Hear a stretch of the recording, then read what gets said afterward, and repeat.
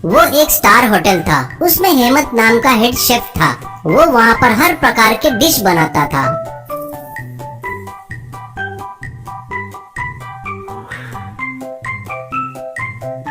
उसके नीचे काम करने वाले शेफ को भी अच्छी तरह सलाह देता था। उस होटल के मालिक का नाम था अग्रवाल। वो चार्टर्ड प्लेन में हर देश में जाता था।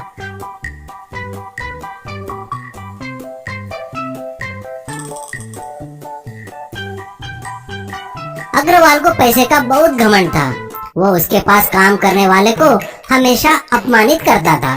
हेमंत को भी वो वैसा ही बोलता था।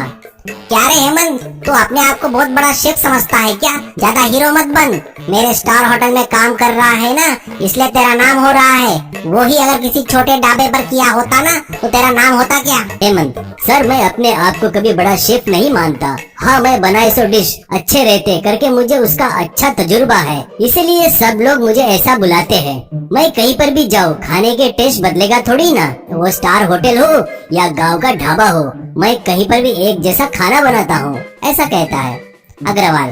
है, बस ऐसे डाले की कमी नहीं है तेरे पास, ऐसा कहता है अग्रवाल। कभी कभी हेमंत को अपने फ्लाइट में ले जाता था। वो जहाँ रुकता था वहाँ हेमंत से खाना बनवा कर खाता था और कहता था, तुझे लाकर तुझसे पकवा कर खा रहा हूँ, इसलिए अपने आप को ग्रेट मत समझ। यहाँ का खाना कैसे रहता मुझे पता नहीं, इसलिए तुझे लेकर आया हूँ। बस तू तोप नहीं है, समझा क्या? ऐसा बोल के अपमानित करता था। एक बार वो लोग फ्लाइट से कहीं जा रहे थे, तब फ्लाइट में कुछ खराबी आकर फ्लाइट एक द्वीप पर क्रैश हो जाती है। भगवान की दया से हेमंत, अग्रवाल और पायलट को कुछ नहीं होता। तभी वहाँ के जंगली लोग भाले लेकर उन्हें घेर लेते हैं। उनमें से एक जन पूछता है, कौन हो तुम लोग? यहाँ हमारे द्वीप पर जो भी पैर रखता है हम उसे जिंदा नहीं छोड़ते। हमारे अलावा यहाँ कोई नहीं रह सकता, ऐसा कहता है हेमंत। भाई, हम जानबूझकर यहाँ नहीं आए हैं। अचानक हमारे प्लेन में खराबी आई, इसके कारण हमारा प्लेन यहाँ क्रैश हुआ है। कृपया हमें कुछ मत कीजिए प्लीज, ऐसा कहता है वो आदमी। तुम्हारा क्या करना है क्या नहीं करना है हमारे सरदार बताएंगे, चलो। ऐसे उनको लेकर सरदार के पास आते हैं। सरदार को उनके बारे में बताते हैं। हेमंत इधर उधर देख रहा था तो उसे वहाँ सब लोग कच्ची मछली, कच्चा मांस खाते हुए दिखाई दिए।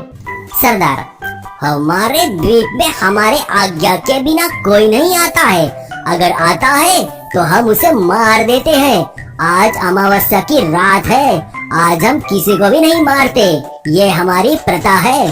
तुम्हारी मौत की सजा कल होगी, ऐसा कहता है हेमंत। भैया, हम जानबूझकर यहाँ नहीं आए हैं, ये मैं आपको बता रहा हूँ। मेरे पर विश्वास क्यों नहीं कर रहे हो? कृपया हम लोगों को कुछ मत कीजिए।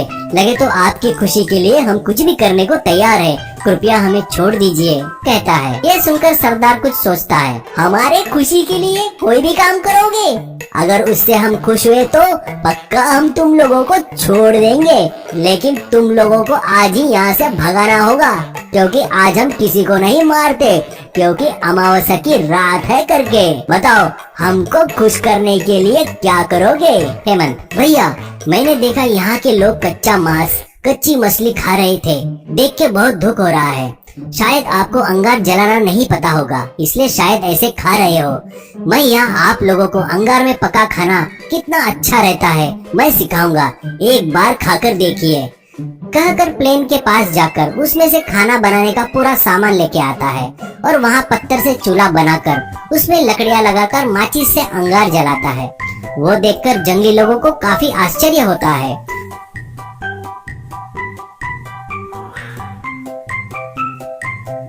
उसके बाद हेमंत चिकन लेग पीस को तार में घुसाकर उस पर नमक, मिर्च, मसाले लगाकर अंगार में भूनता है।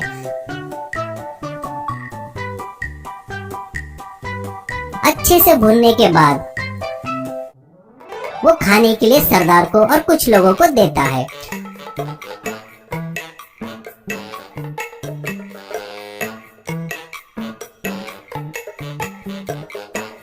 वो लोग वो खाकर उसके स्वाद पर फिदा हो जाते हैं। सरदार, अरे वाह, क्या स्वाद है इसका, इसे कैसे बनाते हैं हमको तो पता चल गया, पर इसके मसाले कैसे बनाना? तभी हेमंत, वो किस पौधे से बनाते हैं पूरा मैं आपको बताऊंगा। ये सुनकर सरदार, शाबाश, अब तुम लोग जा सकते हो, तुम्हारे लिए एक नाव बनाकर देंगे हमारे आदमी, ऐसा कहता है। हेमंत और सब लोग उनको धन्यवाद देकर नमस्ते करके वहाँ से बच गए रे भगवान करके नाव से निकल जाते हैं। फिर अग्रवाल उसकी जान बचाने के लिए हेमंत को आभार मानता है। इसके बाद उसमें बहुत परिवर्तन आता है और वो अच्छा इंसान बन जाता है।